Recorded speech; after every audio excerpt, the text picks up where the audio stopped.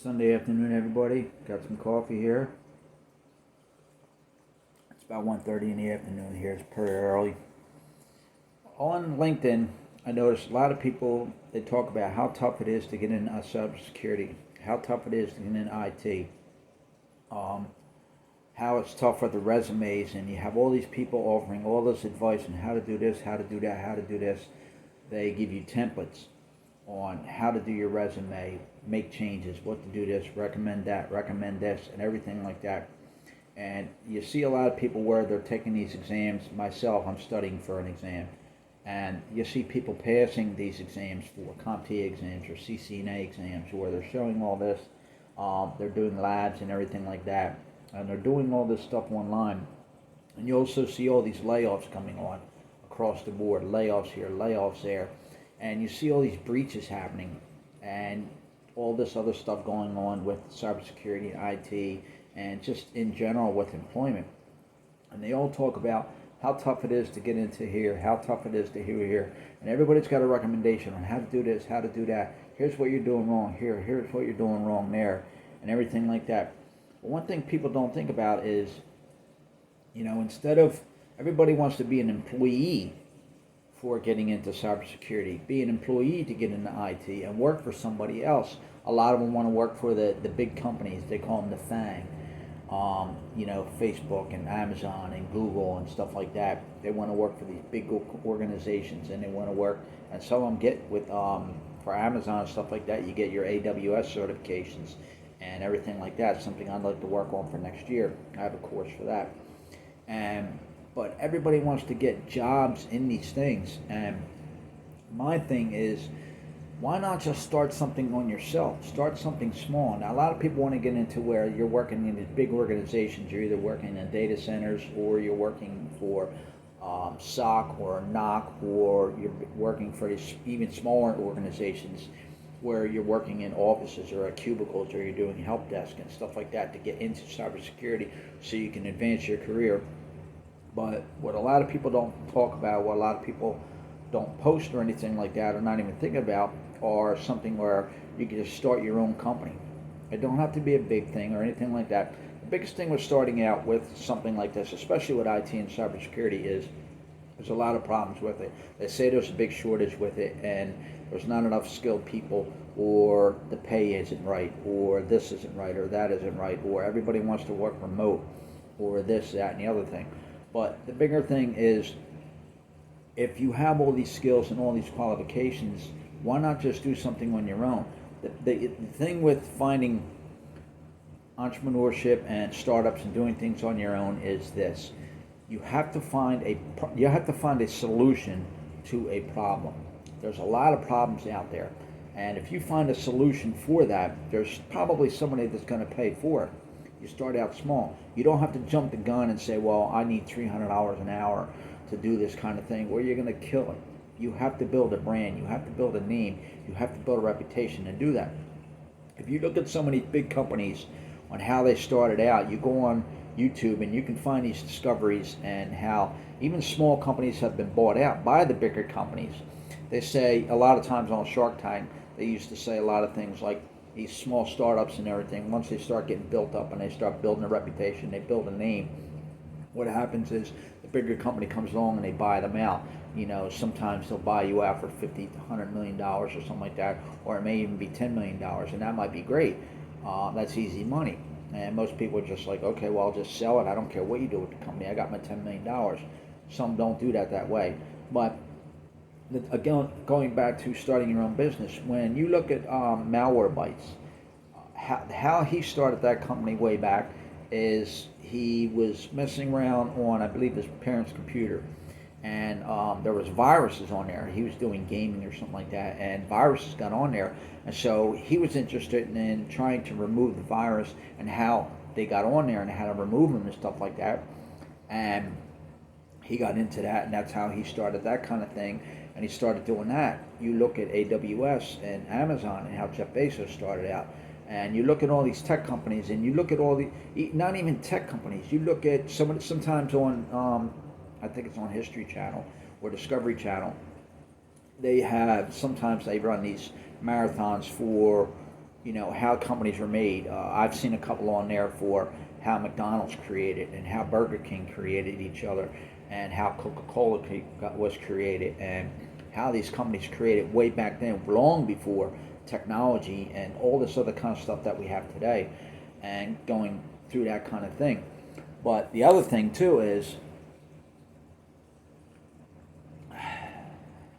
nobody thinks about that kind of thing. A lot of people have YouTube channels, and everybody, maybe not everybody, but a lot of people want to be a YouTuber. They want to work from home. They want to just make money off of YouTube, and it's a pretty difficult kind of thing to do.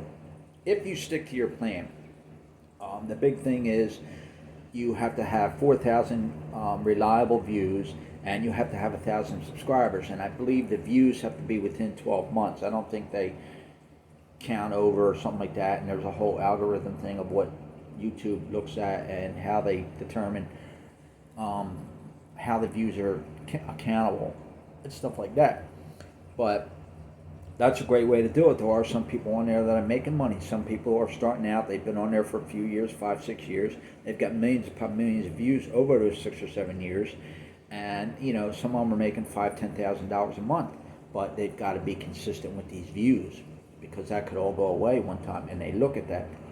The thing with the views is, I believe it gets you into rotation. So the more views you get, the more views you acquire on that, it gets you closer to getting into the rotation, where the more viewed videos, where you might come up next.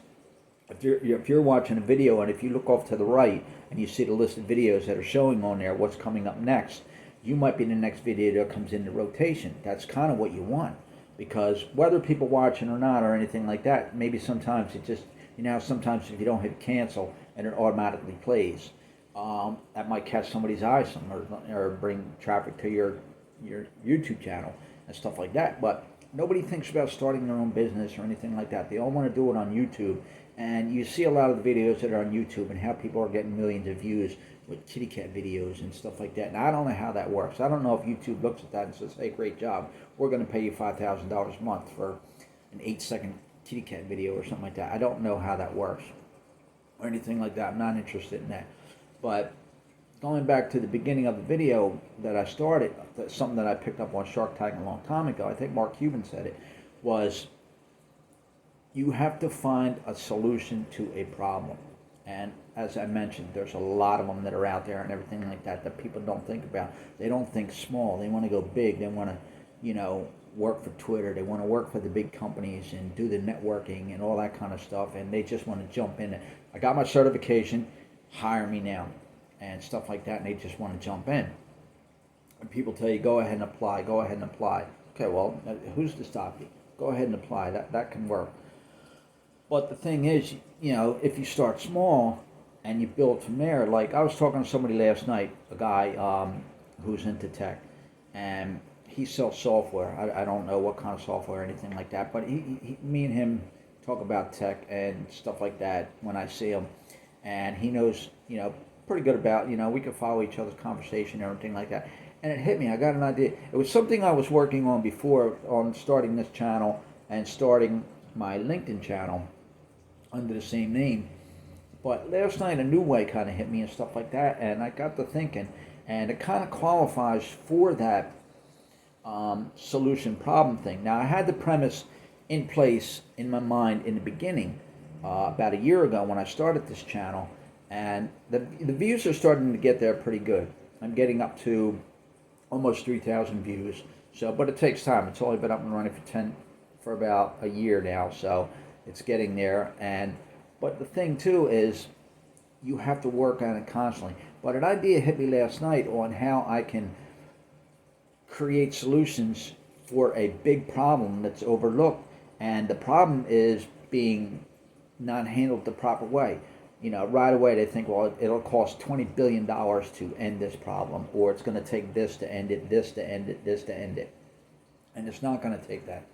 What it takes is time. It takes somebody's time to just show people certain things, educate people and stuff like that, to help them better their lives, and go from there and do that. And that's what I hope to be. I hope to be that person to do that kind of thing.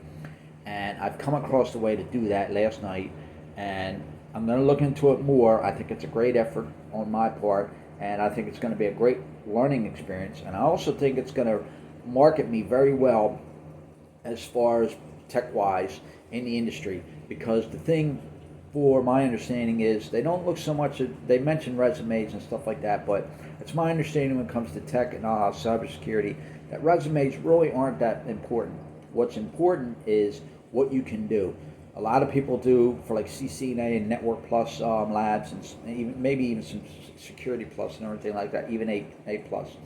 What they do is they do these home labs, or they do short videos on what they're working on and how they set up this, how they set up that, or how they fix this or how they fix that. And I've got a few videos on my channel that I've done on that kind of thing, and that supposedly replaces the resume and shows people what you can do, which kind of makes sense.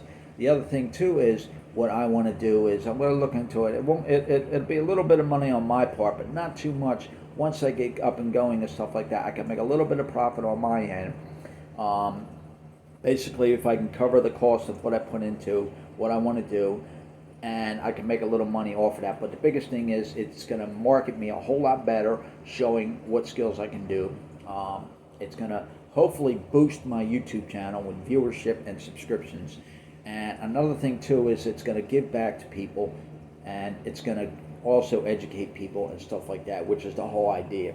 Because the big thing that I've learned was communicating with a lot of senior level people or network engineers, or just anybody that's in networking or IT or cybersecurity or anything with this kind of stuff, technology in general, in this business, is they love to help each other out.